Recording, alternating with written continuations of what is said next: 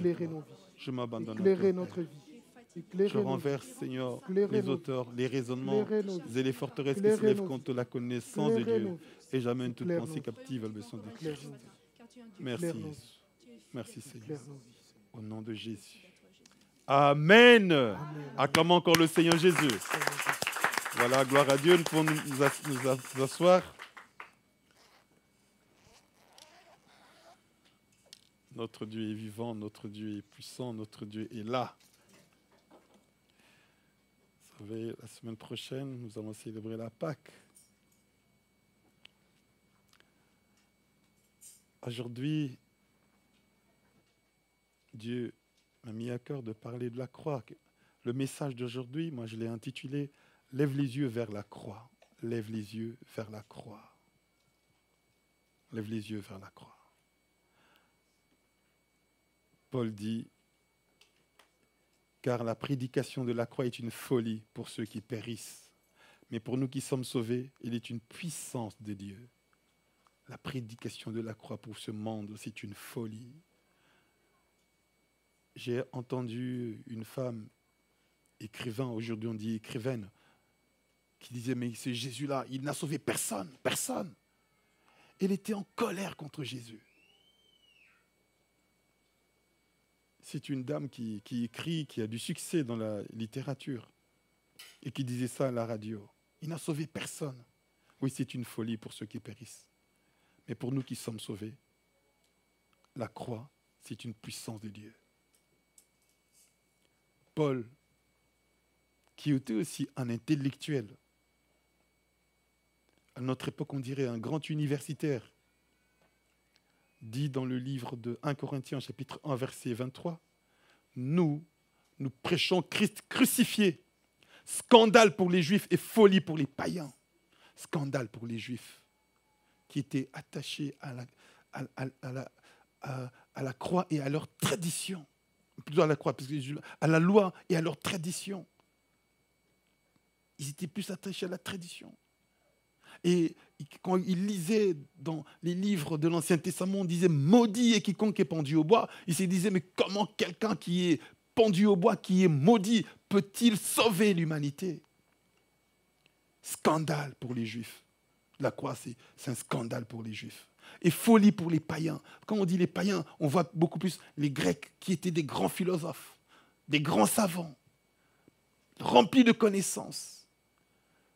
Et pour eux, c'est une folie que quelqu'un qui meurt à la croix puisse sauver l'humanité. Alléluia. Alléluia. Mais pour nous,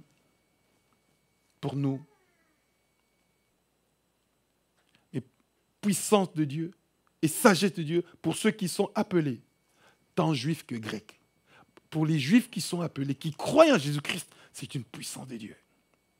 Pour les païens, les grecs ici, dans les savants, les intelligents. Alors dans les païens, on va mettre nous tous en fait. On appelle, traduit aussi par les nations.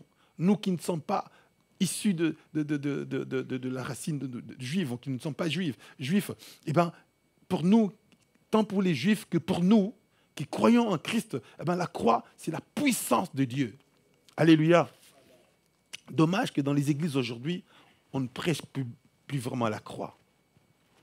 Nous sommes dans des futilités, dans la distraction. Et les églises, la base des églises, aujourd'hui, c'est les biens de ce monde. On voit les pasteurs, les apôtres, les prophètes de ce monde, les bishops qui sont attachés aux richesses de ce monde. C'est ça qui les intéresse.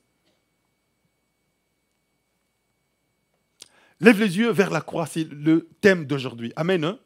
J'aimerais que toi, tu lèves les yeux vers la croix. Et pourquoi tu vas lever les yeux vers la croix? Quand tu auras suivi ce message d'aujourd'hui, tu comprendras pourquoi lever tes yeux vers la croix. Il y a un verset que tous les chrétiens connaissent et qu'on partage souvent, même aux païens on leur dit cela. C'est le verset de Jean 3, 16. Amen. Nous allons donc dans Jean chapitre 3. Jean 3, 16. Mais nous allons commencer par Jean 3. On va lire Jean 3, 14 à 16. Pas Jean 3, 16 seulement, mais 14 à 16. Jean chapitre 3, verset 14 à 16. Vous avez des Bibles d'église à côté de vous, je vous donne la page. Hein. Comme ça, vous n'allez pas beaucoup chercher. Tu as la Bible d'église à côté de toi? Ah ben, je te donne la page. Jean 3, 16. C'est la page 1059. Avec nos Bibles d'église, c'est la page 1059. Jean 3, 14 à 16. Je commence par le verset 14 et jusqu'au verset 16. Amen. Alléluia. Et comme Moïse éleva le serpent dans le désert, il faut de même que le Fils de l'homme soit élevé, afin que quiconque croit en lui ait la vie éternelle. Car Dieu a tant aimé le monde qu'il a donné son Fils unique, afin que quiconque croit en lui ne périsse point, mais qu'il ait la vie éternelle. Alléluia. Est-ce que nous pouvons le lire tous ensemble, à partir du verset 14? Amen, hein? Lisons tous ensemble. Et comme Moïse éleva le serpent dans le désert, il faut de même que le Fils de l'homme soit élevé, afin que quiconque croit en lui ait la vie éternelle. Car Dieu a tant aimé le monde qu'il a donné son Fils unique, afin que quiconque croit en lui ne périsse point, mais qu'il ait la vie éternelle. Amen.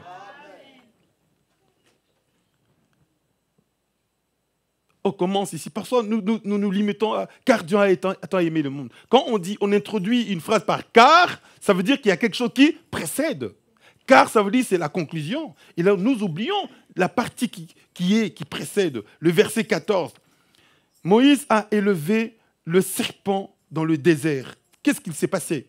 Les Israélites qui étaient sortis de l'Égypte s'étaient rebellés contre Moïse et contre Dieu. Ils avaient commencé à murmurer. On était bien en Égypte. On mangeait des concombres, des melons. Et là, dans les déserts, nous sommes en train de souffrir. Alors qu'en Égypte, ils étaient esclaves. Et Dieu les conduisait à la liberté, à la terre promise. Alors, quand ils ont murmuré contre Moïse, contre Dieu, alors Dieu, ça se trouve dans Nombre chapitre 21. Hein, Nombre au chapitre 21, si vous allez dans... Vous allez lire à la maison, Nombre chapitre 21, ce que je vous dis, se trouve dans Nombre chapitre 21. Alors, voilà, Dieu a permis que des serpents brûlants puissent mordre ceux qui étaient les rebelles. Et celui qui était mordu par un serpent mourait.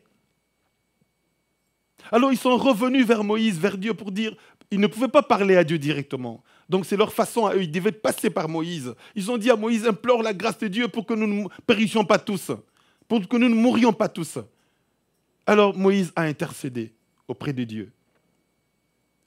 Ils ont murmuré contre Dieu. Ils ont contesté ce que Dieu disait. Ils se sont révoltés contre Dieu. Alors Dieu a permis que le serpent puisse les mordre. Et nous savons, je vais aller plus loin. Alléluia. Le serpent dans la Bible, c'est le diable. Apocalypse chapitre 12 nous dit que le serpent ancien, le dragon, le diable, Satan. Donc quand toi tu pèches contre Dieu, tu tombes à la merci du serpent ancien qui est le diable. Et lui, il ne pardonne pas. Il va te mordre. Il va te faire souffrir. Quand tu n'es pas aux mains de Dieu, tu n'es pas avec Dieu, sache que tu y es avec le diable. Que tu le saches ou non, que tu le veuilles ou non, c'est comme ça. Dès que tu te rebelles vis-à-vis de Dieu, tu te révoltes de Dieu, eh ben tu tombes aux mains du serpent ancien. Et tu es mordu. Parenthèse, je ferme la parenthèse. Donc Moïse, ici, a invoqué Dieu. Et Dieu lui dit, voilà, tu vas faire un serpent. Parce que ce sont les serpents qui mordent les rebelles. Eh ben, tu vas faire un serpent métallique, en airain. Et tu vas mettre sur une perche, sur un bois, et tu vas lever le bois. Tu vas élever le serpent. Et celui qui serait mordu par un serpent et qui regarderait au serpent métallique que toi tu auras élevé, eh ben, sera guéri, ne mourra pas. Nous comprenons? Alléluia. Quand quelqu'un était mordu par le serpent, pour s'en sortir, il faisait quoi? Il levait les yeux vers le serpent de Moïse. Et Jésus dit ici, comme Moïse éleva le serpent dans le désert, le serpent métallique, il faut de même que moi, je sois élevé. Celui qui regardait au serpent de Moïse ne mourrait pas, mais celui qui regardera à moi quand je serai élevé, ça veut dire à la croix où Jésus a été élevé, celui-là aura la vie éternelle. Alléluia. Et il dit pourquoi? Toute l'humanité a péché contre Dieu. La Bible dit tous ont péché, tous sont privés de la gloire de Dieu. Nous sommes tous opposés à Dieu, rebellés contre Dieu, tous destinés à la mort. Parce que mordus par le serpent, nous avons péché contre Dieu à cause de nos propres péchés, péchés que nous avons hérités de Adam et d'Ève, et ces péchés qui est en nous, et dans notre corps, et ce péché-là nous conduisait à la mort éternelle. Et parce que nous avons été mordus par le serpent, par le diable, à cause du péché adamique, d'Adam et d'Ève. Et voilà, nous sommes descendus d'eux.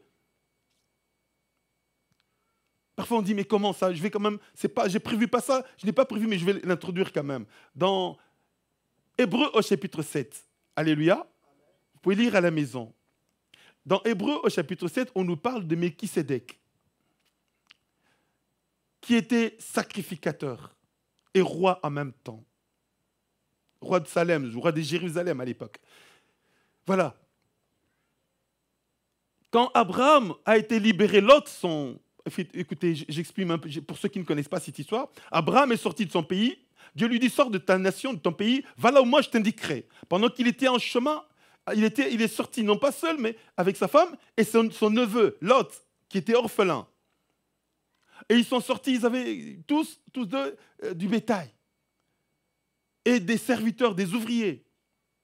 Alors les serviteurs de Lot ont commencé à se disputer avec ceux de son oncle Abraham. Et Abraham dit, Lot, tu es mon frère, nous avons le même sang. Nous n'allons pas nous entretuer à cause de nos serviteurs. Et comme ils ne s'entendent pas, ce que nous allons faire, nous allons nous séparer ici. Si tu vas à l'ouest, moi je vais à l'est. Si tu vas au sud, moi je vais au nord. Choisis. Et l'autre a regardé, a vu la vallée du Jourdain, le fleuve Jourdain, parce que quand il y a le fleuve, il a du bétail. Quand il y a le fleuve, il y a l'eau pour le bétail. Quand il y a le fleuve, la terre est fertile. Il dit, tonton, moi je vais de ce côté-là. Abraham dit, ok, toi tu vas là-bas. Et Abraham est resté. Ils se sont séparés. Mais là où Lot était allé, c'était du côté de Sodome et Gomorrhe. Et la Bible dit que les gens de Sodome et Gomorrhe étaient méchants, révoltés, rébellés contre Dieu. Et en même temps, ils étaient dominés par des rois très puissants. Et le roi de Sodome et Gomorrhe se révolte contre ces rois qui les dominaient. Ils étaient à 5. Alors ils sont venus, ils les ont vaincus et ils ont tous amenés en captivité. Alors ils ont aussi amené Lot qui vivait parmi eux. Et quelqu'un est venu dire à Abraham, voilà, ton neveu et sa famille et ses biens ont été enlevés. Abraham a armé ses gens, plus de 300 personnes, et est allé attaquer ces rois. Il est tombé sur eux, il leur a tendu une embuscade, et on dit une embuscade est tombée sur eux, et là, il les a vaincus. Et il a libéré tous ceux qu'ils avaient enlevés. Il a délivré son neveu Lot, non seulement Lot et sa famille, mais tous ceux que ces rois-là avaient enlevés. Et il a dépouillé ces rois-là. Il les a dépouillés. Et alors, il est rentré avec un grand butin. Et là, il va chez Melchisédek qui était sacrificateur. Et dans Hébreux chapitre 7, on nous dit que ce Melchisédek n'a ni origine, ni commencement de vie, ni fin de vie. Il est éternel. Et il rencontre ce Melchisédek. C'est Christ en fait. Les théologiens disent un personnage mystérieux, mais nous croyons que c'est Jésus-Christ. Alléluia. Quelque part, les Juifs ont dit à Jésus, toi qui n'as même pas 30 ans, 35 ans, tu vas dire que tu as vu Abraham. Il dit, avant qu'Abraham fût, moi je suis. Alléluia. Je suis ça, le nom de Dieu, je suis Dieu. Donc il a dit qu'il avait rencontré Abraham. Donc pour moi, c'est Melchisédek. Il est sans origine, sans commencement, sans fin, sans généalogie. Donc c'est lui. Et bon, et dans Hébreux chapitre 7, on dit, à l'époque où Abraham a rencontré Melchisédek, où il lui a donné la dîme, parce que quand il a rencontré Melchisédek, il lui a donné la dîme, 1/10 de tout ce qu'il avait remporté. Eh ben, Abraham, à l'époque, était sans enfant. Il n'avait pas d'enfant, parce que sa femme Sarah était stérile. Après ça, il a eu Isaac. Après Isaac, il a eu les descendants de Isaac qui sont Ésaü et Jacob. Ses petits-enfants. Alléluia. Isaac, c'est son fils. Jacob, c'est son petit-fils. Et Jacob a eu les 12 patriarches d'Israël, parmi lesquels il y avait Lévi. Et dans Hébreux, chapitre 7, verset 9, il est écrit ceci. Quand Abraham a rencontré Melchisédek, a donné la dîme à Melchisédek, Lévi, son arrière-petit-fils, qui n'était pas encore né, avait aussi donné la dîme au travers de Abraham, car il était dans les reins de Abraham quand Abraham a rencontré Melchisédek. Est-ce que nous comprenons? Il n'était pas encore né, mais quand son arrière-grand-père a donné la dîme et que son arrière-grand-père a été béni, lui qui n'était pas encore né avait aussi donné la dîme au travers de son grand-père, avait aussi reçu la bénédiction au travers de son grand-père, bien qu'il ne soit pas né. Pourquoi? Parce qu'il était dans les reins de son père. Alléluia. Il était dans les reins de son grand-père. Ça veut dire quoi? Quand Adam et Ève ont péché, nous étions, nous comme nous qui sommes leurs descendants, nous étions en eux. Nous avons aussi péché, nous avons participé parce que nous sommes sortis d'eux.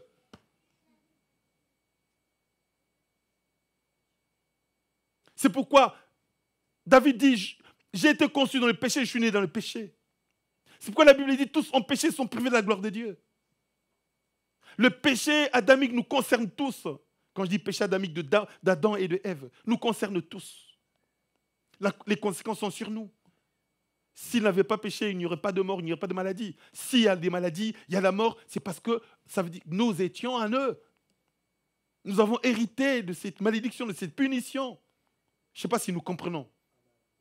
Alléluia. Nous étions en eux. Tous ont péché, tous sont privés de la gloire de Dieu. Donc, tous, quand Adam et Ève ont péché, ils ont été mordus par le serpent. Comme nous étions en eux, nous avons été aussi mordus par le serpent. La Bible parle de ce serpent dans Apocalypse chapitre 12. On dit, c'est le serpent ancien, Satan le diable. Alléluia. Et ce serpent-là nous a mordus, comme les serpents qui mordaient les gens au désert. C'est des gens qui s'est rebellés contre Dieu. Nous avons été mordus par le serpent. Alors, maintenant, pour nous sauver, il faut lever, comme ceux qui étaient mordus dans les déserts, regarder à ces serpents que Moïse élevait avec son bois. Celui qui regarde au bois de Christ reçoit la vie éternelle. Amen. Comme Moïse a élevé le serpent dans les déserts, il faut que moi aussi je sois élevé, afin que quiconque me regardera à la croix, ne soit pas seulement guéri, mais soit sauvé et reçoive la vie éternelle. Amen. Alors c'est comme ça qu'il dit, verset 16, pourquoi ça? Car Dieu a tant aimé le monde qu'il a donné son Fils unique, afin que quiconque croit en lui ne périsse point, mais qu'il ait la vie éternelle. On devait tous mourir, parce que mordus par le serpent. Mais Dieu dit, voilà, il a élevé Jésus-Christ, pour que quand tu le regardes, tu ne meurs plus, mais que tu reçoives la vie éternelle. Pourquoi? Nous allons maintenant voir le verset 16. Pourquoi Dieu a-t-il fait ça? Car Dieu a tant aimé le monde. La première des choses, c'est quoi? Dieu nous a tant aimés. La première des choses, c'est l'amour de Dieu. Alléluia.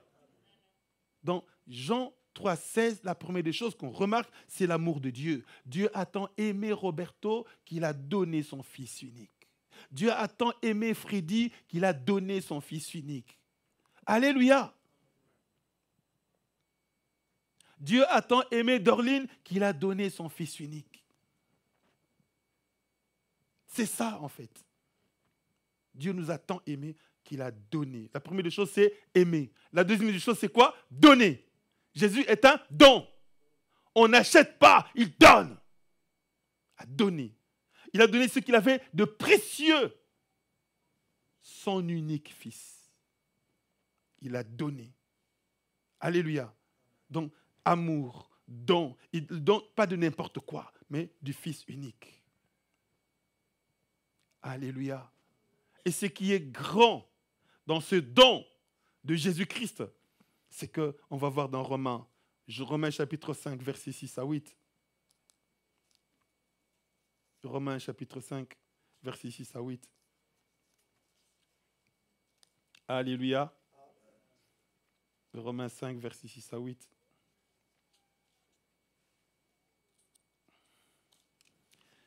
Romains chapitre 5, versets 6 à 8. Je vous donne la page. Page 1129. Si vous avez la Bible, les Bibles d'Église, page 1129. Donc, on a les mêmes pages que ma nouvelle Bible. Hein? Amen. Ça va? Parce que ma vieille Bible déchirée là, que je gardais, j'ai changé les Bibles si vous ne m'avez pas vu. Comme ça, je vous montre que j'ai une nouvelle Bible. Alléluia. Nous sommes là? Oui. Parce que le frère Sam voyait souvent mon ancienne Bible qui était là. Frère Sam. Ah, il est là. I have a new Bible, you see. Alléluia. Voilà, qu'est-ce que je disais donc. Romains, chapitre 5, versets 6 à 8. Donc, page 1129. Nous sommes là? Versets 6 à 8. Je lis au nom de Jésus. Car lorsque nous étions encore sans force, Christ, autant marqué, est mort pour des impies. À peine mourrait-on pour un juste. Quelqu'un peut-être mourrait pour un homme de bien, mais Dieu prouve son amour envers nous en ce que lorsque nous étions encore des pécheurs, Christ est mort pour nous. Alléluia. Il n'est pas mort pour nous quand nous étions des saints ou quoi, lorsque nous étions encore pécheurs, quand nous étions encore impudiques, violeurs, prostituées, comment je peux dire, idolâtres, même il y en a qui étaient des sorciers, qui étaient dans la magie. Il est mort pour nous. Il n'est pas mort pour des saints, mais pour des pécheurs.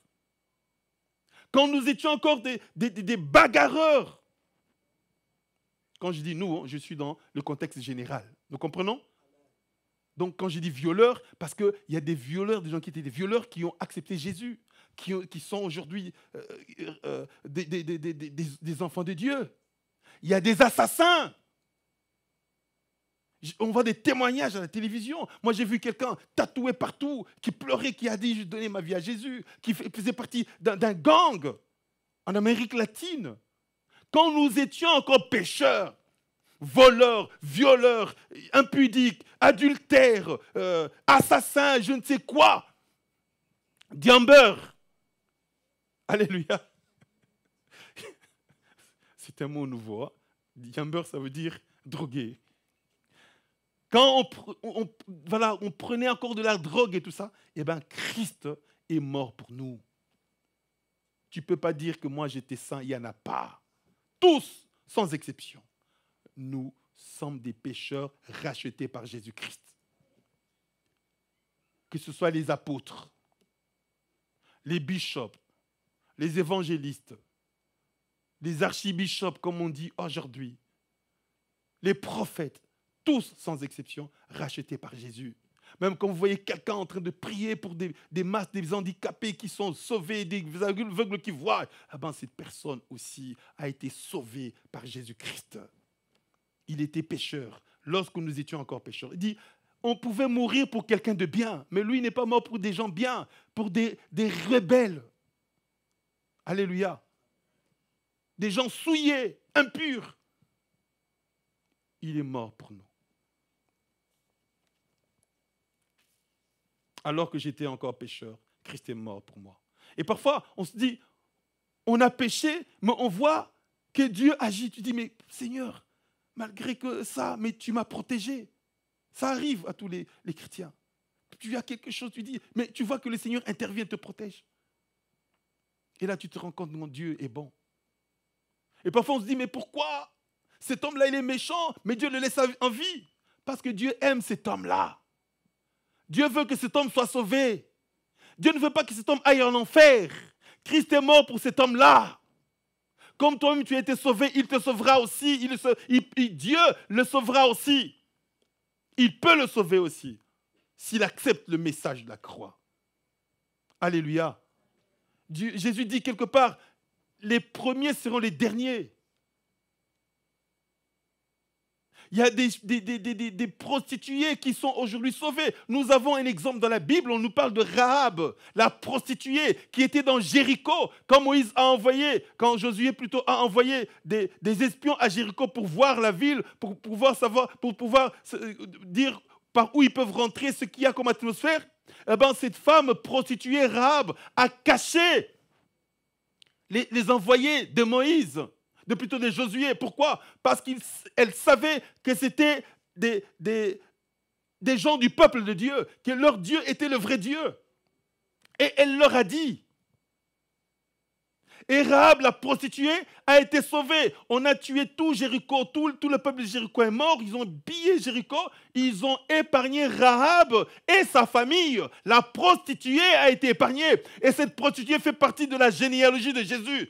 Elle est une ancêtre de Jésus. Une ancêtre de Jésus. Vous lisez dans la Bible, la généalogie de Jésus, vous allez voir, il y a Rahab, la prostituée. Ça veut dire quoi?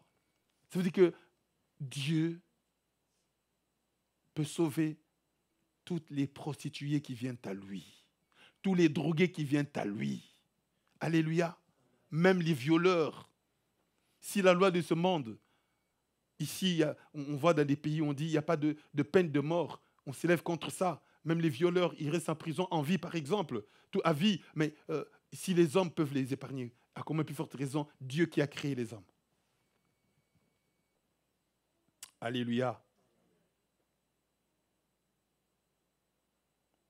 Donc on voit, Dieu a donné, a tant aimé, a aimé le pécheur que moi j'étais, le pécheur que toi tu étais, le pécheur que nous étions, les pécheurs qui est l'homme d'aujourd'hui, et qu'il a donné son Fils unique, qu'il a déjà donné, afin que quiconque croit en lui ne périsse point, mais ait la vie éternelle. Comment on a la vie éternelle? Quand on croit en Jésus, on reçoit Jésus-Christ, on devient un enfant de Dieu. Et un enfant de Dieu ne meurt plus. Un enfant de Dieu a la vie éternelle. Alléluia. Donc, on voit l'amour de Dieu. L'amour. Tout commence par l'amour de Dieu. L'amour de Dieu est le don de Dieu. Il a donné son Fils unique. Nous allons dans Exode chapitre 12 pour que nous comprenions en fait ce qui se passe à la croix. Et nous pouvons aussi comprendre la Pâque. Exode chapitre 12, Exode chapitre 12, dans l'Ancien Testament. Exode chapitre 12. Nous sommes là. Exode chapitre 12. Exode chapitre 12. Nous connaissons cette histoire. Je résume un peu. Israël est entré dans le désert, enfin en Égypte plutôt, est entré en Égypte. Nous savons comment Israël s'est retrouvé en Égypte en captivité. Joseph a été vendu et de là, il a été élevé comme deuxième personnalité de l'Égypte, premier ministre de l'Égypte. Après Pharaon, c'était lui. Et il a fait venir toute sa famille. Je suis en train de résumer. Et alors, ils ont commencé à se multiplier. Et ceux qui connaissaient Joseph sont tous morts. Et alors, ils sont devenus des esclaves des Égyptiens. Ils s'occupaient des constructions, ils s'occupaient des travaux ménagers. C'est eux qui faisaient tout, tous les sales boulots. Enlever les poubelles et tout ça, c'était eux qui faisaient. Les champs, c'était eux qui faisaient. Les constructions, c'était eux. On les frappait pour qu'ils travaillent encore plus. Ils étaient dans l'esclavage. Et comme Dieu avait dit à Abraham, tes descendants seront pendant 400 ans, ils seront esclaves pendant 400 ans. Et quand les 400 ans sont arrivés, à terme, Dieu se révèle, se manifeste à Moïse. Moïse s'occupait des brebis de son beau-père. Nous connaissons l'histoire de Moïse. Il a voulu libérer les Israélites et cela a été connu. Et puis il a dû fuir pour ne pas être tué. Et là où il est allé, se marier et son beau-père lui dit, bon voilà, tu vas t'occuper des brebis. Il s'occupait du troupeau de son beau-père. Pendant qu'il nourrissait le bétail de son beau-père, il voit une plante en feu et un buisson en feu, mais le feu ne consumait pas la plante. Il dit, mais c'est quoi comme phénomène? Il veut s'en approcher, il entend la voix de Dieu qui dit, Moïse, n'approche pas, je suis le Dieu d'Abraham, d'Isaac et de Jacob, j'ai vu votre souffrance et je suis descendu pour vous sauver, je suis descendu pour vous libérer de l'esclavage. J'ai vu votre souffrance. J'ai entendu les cris que vous font monter les Égyptiens. C'est pourquoi je suis descendu. Quand tu es l'enfant de la promesse de Dieu, quand tu es un enfant de Dieu véritable et que tu cries à Dieu, ce Dieu-là, il écoute. Ce Dieu-là finira par descendre, autant marqué par lui, pour te sauver. Comme nous avons lu dans Jean chapitre, dans Romains qu'on vient de lire là, je crois. C'est lui, dans Romains chapitre 5. Il est écrit autant marqué. Au temps marqué. Le temps marqué pour eux, c'était 400 ans. Il y a un temps marqué pour toi que tu ne connais pas. Et il descendra pour te guérir. Il descendra pour te sauver. Il descendra pour te délivrer. C'est peut-être aujourd'hui qu'il est descendu. La foi vient de ce qu'on entend. Et ce qu'on entend vient de la parole de Dieu. Sans la foi, tu ne peux rien recevoir de Dieu. Si tu mets la foi dans la parole de Dieu, tu recevras ce que Dieu a prévu pour toi aujourd'hui. Parce qu'il est le Dieu qui guérit. Ceux qui regardaient au serpent métallique de Moïse étaient guéris. Mais si aujourd'hui tu lèves les yeux vers la croix de Jésus, tu seras sauvé, tu seras guéri, tu seras béni. Alléluia. Et voilà, Dieu se révèle à Moïse. Il dit, va dire à Moïse, à Pharaon de vous libérer. Mais Pharaon va résister. Et Pharaon a résisté. Dieu a frappé. Parfois, Pharaon disait, maintenant, je vais vous libérer. Après, son cœur s'endurcissait. Il ne libérait pas son peuple. Il ne libérait pas. Et Dieu dit, maintenant, je vais le frapper pour la 10e fois. Et là, vous allez être libérés. Parce que maintenant, je frapperai dans la chair. Je frapperai, donc je prendrai le premier-né de tous les Égyptiens. Alors vous, pour que je ne prenne pas votre premier-né, il y aura la mort, il y aura le deuil dans la maison de tous les Égyptiens. Mais pour qu'il n'y ait pas de deuil chez vous, vous allez prendre un agneau sans tache. Vous allez l'immoler, vous allez l'égorger. Et vous allez prendre de son sang, vous allez mettre sur vos portes, sur les poteaux et sur les linteaux, du côté de la rue. Nous sommes là? Vous égorgez un agneau, mais ça doit être un agneau jeune, sans tache, sans défaut. Pas un boiteux, pas un agneau malade. Ça doit être un sacrifice que vous allez faire. Mais écoutez, avant d'arriver là, il leur dit ceci. Nous sommes au chapitre 12, hein? Exode chapitre 12, page 66. Vous avez la Bible de l'Église, page 66. Amen. Hein? Chapitre 12, à partir du verset 1. Je lis au nom de Jésus. L'Éternel dit à Moïse et à Aaron dans le pays d'Égypte, ce mois-ci sera pour vous le premier des mois. Il sera pour vous le premier des mois de l'année. Parlez à toute l'assemblée d'Israël et dites, le 10e jour de ce mois, on prendra un agneau pour chaque famille, un agneau pour chaque maison. Si la maison est trop peu nombreuse, pour un agneau, on le prendra avec son plus proche voisin, selon le nombre des personnes. Vous compterez pour cet agneau d'après ce que chacun peut manger. Ce sera, écoutez bien, un agneau sans défaut, mâle âgé d'1 an. Vous pourrez prendre un agneau ou un chevreau. Vous le garderez jusqu'au 14e jour de ce mois. Je reparle au verset 3. Amen. Hein? Parlez à toute l'assemblée d'Israël et dites, le 10e jour de ce mois, on prendra un agneau. Amen. Hein? Verset 6. Vous le garderez jusqu'au 14e jour. Et toute l'assemblée d'Israël l'immolera entre les 2 soirs. Amen. On va le garder combien de jours? 4 jours. Du 10e jour au 14e jour. Nous sommes là? Vous allez le garder 4 jours. Pourquoi Dieu demande cela? Parce que le taureau, le bœuf, faisait partie des divinités des Égyptiens. Ils adoraient l'aigle, ils adoraient les serpents, ils adoraient aussi les moutons. Ils adoraient aussi les bœufs, les taureaux. Donc quand tu vas prendre, ils ne mangeaient pas ça. Si vous prenez un enfant, un bébé, un petit de la vache, vous le liez, vous le préparez à le manger chez les gens qui l'adorent, eh bien, vous allez les irriter. Ils peuvent vous tuer. Dieu les a mis là, dans cela, en épreuve. Prenez cet agneau, alors qu'eux, ils adorent. C'est leur Dieu, c'est l'une de leurs divinités de leur Dieu, et vous allez l'attacher pendant 4 jours. Il fallait que les Égyptiens voient. Alors il fallait oser. Il fallait avoir la foi pour le faire. Dieu sauve, mais il sauve par la foi. Amen. Sans la foi, nul ne peut être agréable à Dieu. Hébreux chapitre 11, verset 6. Ça veut dire sans la foi, tu ne peux rien recevoir de Dieu. On reçoit de Dieu par la foi. Il dit, tu vas mettre ta foi en action. Tu vas voir que je te protégerai déjà. Si je te protège des Égyptiens, ça veut dire que je te protégerai de tout. Mais tu dois mettre ta foi en action. C'est comme ça qu'il a laissé pendant 4 jours, ils ont attaché les animaux. 4 jours, du 10e au 14e jour. Au vu et au su de tous les Égyptiens. Mais les Égyptiens avaient peur de les toucher, parce qu'ils avaient peur de leur Dieu. Alléluia.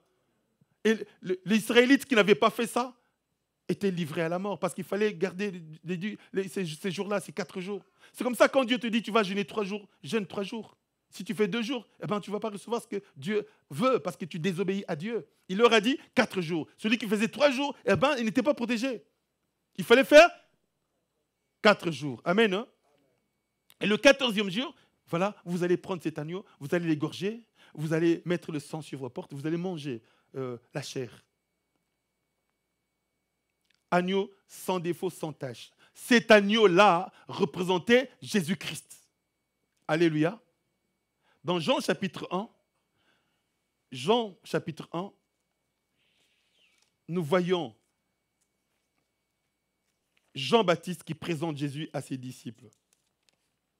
Jean chapitre 1, verset 29. Je lis au nom de Jésus. Page 1057. 1057, Jean chapitre 1, verset 29. Je lis au nom de Jésus.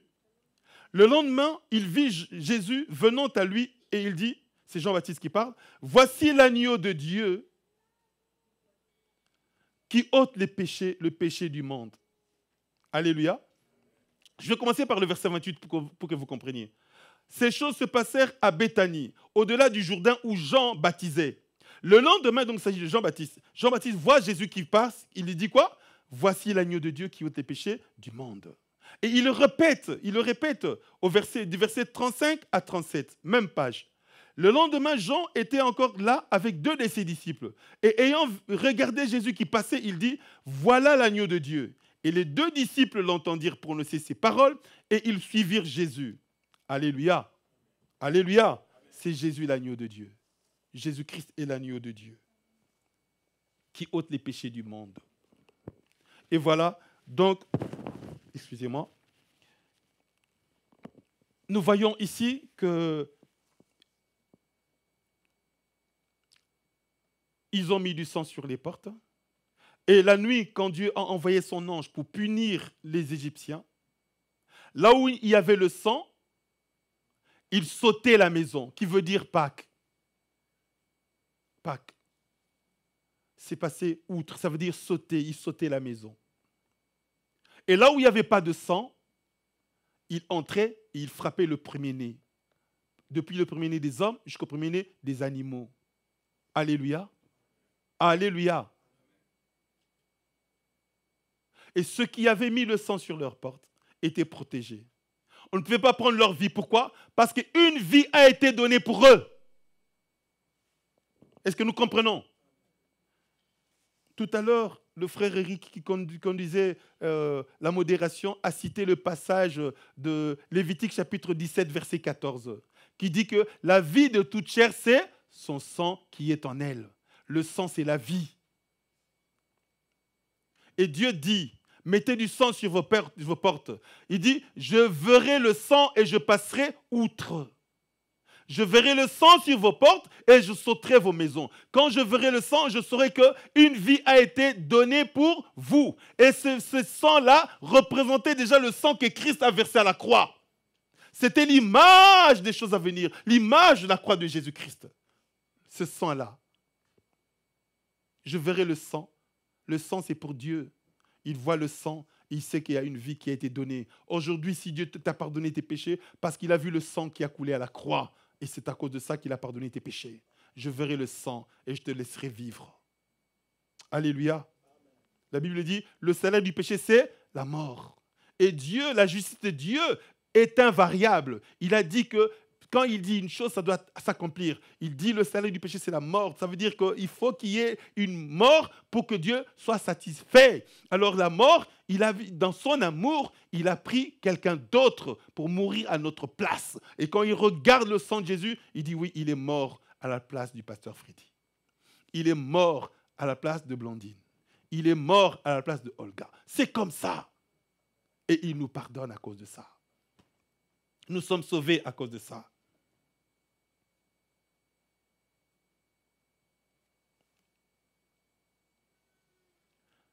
Le sang sauvait la vie de tous ceux qui étaient dans la maison. Pour ne pas mourir, il fallait être dans la maison. quand le peuple d'Israël est arrivé à Jéricho, ils ne sont pas entrés dans la maison de Rahab. Ils ont dit à Rahab, tu vas prendre toute ta famille, ton père, ta mère, tes frères et sœurs, leur famille, dans ta maison. S'ils sont dans ta maison, ils ne mourront pas. Mais celui qu'on attrapera dehors, son sang retombera sur lui-même. Donc il faut être dans la maison. Il faut être dans la parole de Dieu. Il faut être dans l'église de Dieu. Quand je dis l'église, ce n'est pas le bâtiment, c'est l'église, le peuple de Dieu. Il faut croire. Et quel symbole on a demandé? Ça se trouve dans Josué chapitre 6. C'est ce que je vous donne comme histoire. Josué, attendez, chapitre 2 ou chapitre 6? Je vais vérifier rapidement. Je crois que c'est Josué chapitre 2. Pour ne pas dire... ouais, je crois que c'est Josué chapitre 2. Ça doit être Josué chapitre 2. Rapidement. Allez, on va y aller. Pas chapitre 6. Chapitre 6, c'est quand ils sont entrés vraiment dans Jéricho. Mais chapitre 2. Josué chapitre 2. Chapitre 6, c'est quand ils sont entrés dans Jéricho. Où, effectivement, dans chapitre 2, ils disent à Rahab, tu vas prendre tous tes frères, toute ta famille dans ta maison. Au chapitre 6, ils sont entrés. Et là, ils ont protégé la maison de Rahab. Quel signe il lui avait dit? Tu vas prendre un ruban de couleur rouge, tu mettras sur la fenêtre. Et tous ceux qui entreront verront le ruban, on ne vous touchera pas. Mais ils doivent être dans la maison. Le ruban rouge symbolise le sang de Jésus. Toujours. Donc pour être protégé, il faut être protégé sous le bouclier du sang de Jésus-Christ. Alléluia. Alléluia. Donc le sang de Jésus-Christ, c'est la vie de Jésus qui a été donnée pour nous. Le sang de Jésus-Christ nous protège. Comme le sang des agneaux, à l'époque de Moïse, avait protégé les Israélites. Aujourd'hui, le sang de Jésus-Christ nous protège. Quand Dieu voit le sang de son Fils versé pour nous, il nous pardonne nos péchés. Parce qu'il sait que le prix a été payé. Le sang de Jésus-Christ. Alléluia. Alléluia. Et tout s'est passé à la croix. À la croix. Jésus-Christ a pris notre place à la croix. Cet agneau qui a été immolé, égorgé, est mort à la place des Israélites, des premiers-nés des Israélites. D'ailleurs, Dieu leur dit, voilà, vous allez me consacrer tout premier-né parce que j'ai épargné vos premiers-nés. Dans Matthieu chapitre 27, versets 17 à 26, vous pouvez lire à la maison, je vais commenter. Matthieu 27, versets 17 à 26. Il y avait en prison, quand Jésus a été arrêté, il y avait en prison un homme qui s'appelait Philippe. Amen. Hein? Amen. Non, il s'appelait comment? Barabbas. Je suis en train de voir si vous êtes en train de suivre. Donc il y avait en prison un homme qui s'appelait Barabbas. Et Barabbas, c'était un meurtrier. C'était un assassin. C'était quelqu'un qui s'était rebellé contre l'autorité. Il se trouvait en prison parce qu'il méritait d'être là. Alors, comme à chaque fête, on libérait un prisonnier, on le fait encore ici, on le fait encore partout dans le monde. La veille de la fête nationale ou bien début de l'année, le roi ou les présidents peuvent dire, voilà, je vais gracier certaines personnes. Alors, Ponce Pilate, qui était le gouverneur romain, qui a vu que Jésus était innocent, ne méritait pas la mort, a dit, voilà, il voulait le libérer. Il dit, voilà, il m'est permis de libérer un prisonnier. J'ai 2 prisonniers. J'ai Barabbas et j'ai Jésus. Qui voulez-vous que je libère? Tout le monde a crié, libérez Barabbas, crucifiez Jésus. Or, Barabbas, c'était un assassin. Jésus, c'était un saint. Mais voilà, on a libéré Barabbas et Jésus-Christ a été crucifié. Barabbas nous représente tous. Barabbas, c'était un pécheur. Mais voilà, quelqu'un de juste est mort à sa place, a été pris à sa place, arrêté à sa place. Et nous comprenons cette parole que j'ai lue ici.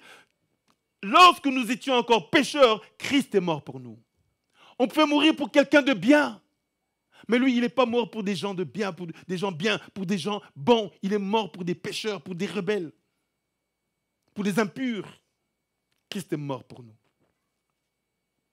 Et Ésaïe 53 nous dit ceci. Le châtiment, ça veut dire la punition qui nous donne la paix est tombée sur lui. Nous méritions vraiment la punition, mais Christ a reçu cette punition à ma place, à ta place, à notre place.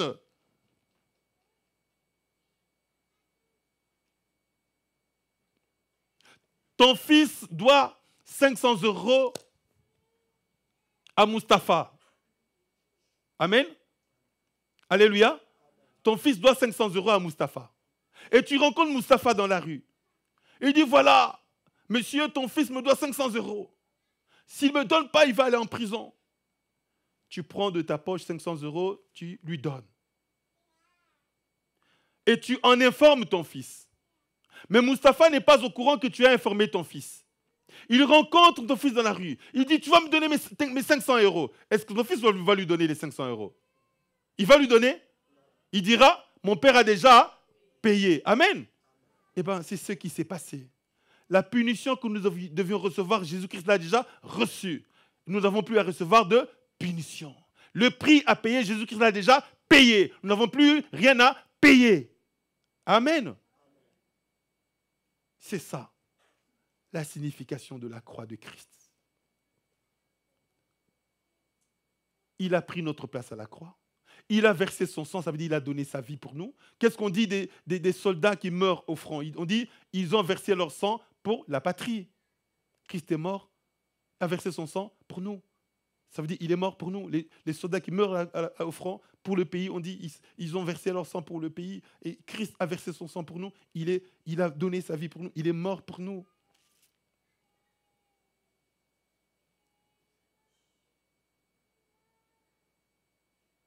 Et le diable était en colère. Parce qu'il sentait qu'il finissait, il n'avait plus d'emprise sur l'humanité. Encore aujourd'hui, il est en colère. Il ne veut pas entendre parler des chrétiens, de la croix, parce qu'il sait que nous sommes sauvés par la croix, que Dieu nous a arrachés de sa domination. Et les vrais chrétiens qui croient en Christ, ils font des ravages dans le camp de l'ennemi. Moi, je vois des délivrances que le Seigneur opère régulièrement. Je vois des vies changer, des démons qui partent. Je vois des guérisons. Et le diable ne peut pas être content de ça. Ce jour-là, quand Jésus se retrouvait à la croix, dans Luc chapitre 23, versets 44-46, Luc 23, 44-46, on dit quoi? On va le lire rapidement. Luc 23. On a libéré Barabbas, on a pris Jésus, on l'a crucifié. Luc chapitre 23. Je vous donne la page. Page 1054.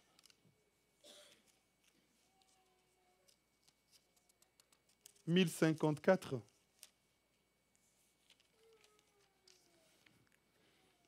Alléluia. Page 1054, versets 44 à 46. Je lis au nom de Jésus. Il était des gens... Donc, je répète, en page 1054. Luc chapitre 23, versets 44-46. Il était des gens environ la 6e heure. Il y eut des ténèbres sur toute la terre, jusqu'à la 9e heure. Ça veut dire, la 6e heure, ça veut dire midi, et jusqu'à 15 heures. Il y eut quoi? Des ténèbres sur toute la terre. Le soleil s'obscurcit et le voile du temple se déchira par le milieu. Donc, quand Jésus était à la croix, et Jésus s'écria d'une voix forte, « Père, je remets mon esprit entre tes mains. » Et en disant ces paroles, il expira. Donc, quand Jésus était à la croix, il y a eu des ténèbres sur toute la terre. Toute la terre était dans les ténèbres. Parce que le Saint a été à la croix et toutes les armées diaboliques étaient descendues pour en finir avec lui. Satan, le diable, est descendu avec toute son armée. Tous les démons des maladies, les démons de la drogue, tous les démons, la méchanceté diabolique était descendue et il y eut des ténèbres parce que les puissances des ténèbres étaient descendues. Et la Bible nous dit quoi? Colossiens chapitre 2, verset 13-15, il est écrit ceci, qu'alors qu'il était à la croix, il nous a fait grâce pour toutes nos offenses. Il a pardonné nos péchés. Il était Colossiens chapitre 2, verset 13 à 15. Lisez à la maison. Colossiens 2, 13 à 15. On peut nous envoyer cela, comme ça tout le monde peut noter. Colossiens chapitre 2, verset 13-15. Colossiens 2, 13-15. Donc, il nous a fait grâce pour toutes nos offenses. Et il est écrit, il a effacé l'acte dont les ordonnances nous condamnaient et qui subsistait contre nous. Donc, il a effacé notre condamnation. Romains 8, 1 nous dit, il n'y a plus de condamnation pour ceux qui sont en Jésus-Christ. Pourquoi? Parce qu'à la croix, il a effacé la condamnation. Alléluia. Et non seulement cela, il est écrit, il a dépouillé les dominations, les autorités, les principautés du monde des ténèbres et les a livrés publiquement en spectacle en triomphant d'elle par la croix. Alors que Jésus était à la croix, les gens ne voyaient pas avec les yeux humains, mais spirituellement, il y avait un combat. Il était en train de combattre le diable et toute son armée qui était descendue. Alors, il les a dépouillés de leur puissance, de leur force. La Bible dit, Hébreux chapitre 2, verset 14, Jésus-Christ a vaincu la mort et il a rendu le diable impuissant. Amen. Ça s'est passé à la croix. Il est mort à notre place pour que nous recevions sa vie. Nous ne mourrions pas, nous ne mourrons pas. Il est mort à notre place. Non seulement ça, mais la Bible dit qu'il a vaincu la mort. Et il est ressuscité la mort, il a vaincu la mort et il a rendu impuissant celui qui avait la puissance de la mort, c'est-à-dire Satan le diable. Non seulement il a vaincu la mort, mais il a vaincu le diable qui avait la puissance de la mort. Pour nous qui croyons, nous avons la vie éternelle. Dieu a tant aimé les mondes qu'il a donné son Fils unique afin que quiconque croit en lui ne périsse plus, mais ait la vie éternelle. Parce que son Fils a donné sa vie pour lui. Son Fils a donné sa vie pour toi, dont la signification. À la croix, ce n'est pas ça. Dans Hébreux chapitre 53, plutôt Ésaïe 53, il est encore écrit, il a pris nos infirmités, il s'est chargé de nos maladies, il a pris nos douleurs. À la croix, Christ a pris nos maladies, il a pris nos infirmités. Il est écrit encore, toujours, dans Colossiens chapitre Galates 3, verset 13-14, qu'il a été fait malédiction pour nous, afin que nous soyons bénis de la bénédiction d'Abraham. Amen. Donc Christ à la croix a été fait malédiction, parce qu'il est écrit maudit et quiconque est pendu au bois. Il a été fait malédiction pour que nous soyons bénis.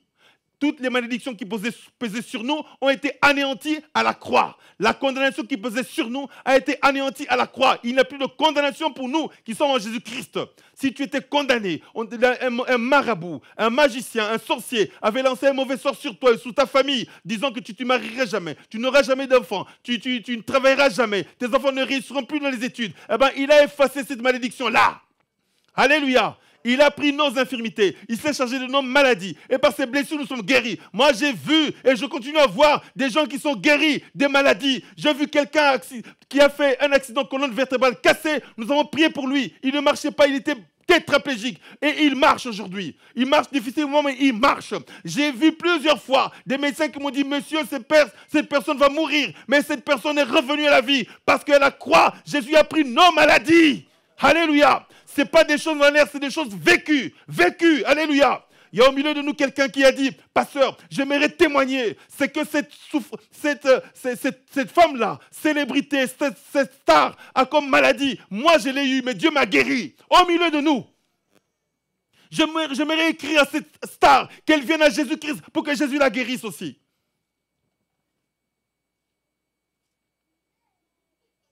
Dieu est le Tout-Puissant. Il a pris nos maladies à la croix. J'étais en train de partager ça à quelqu'un. Je lui dis, voilà, comment Jésus a pris ta maladie, tu ne peux plus apporter. Pour me dire, oh, il y a quelque chose de grave qui se passe. Moi, je dis, quoi? Qu'est-ce qui se passe?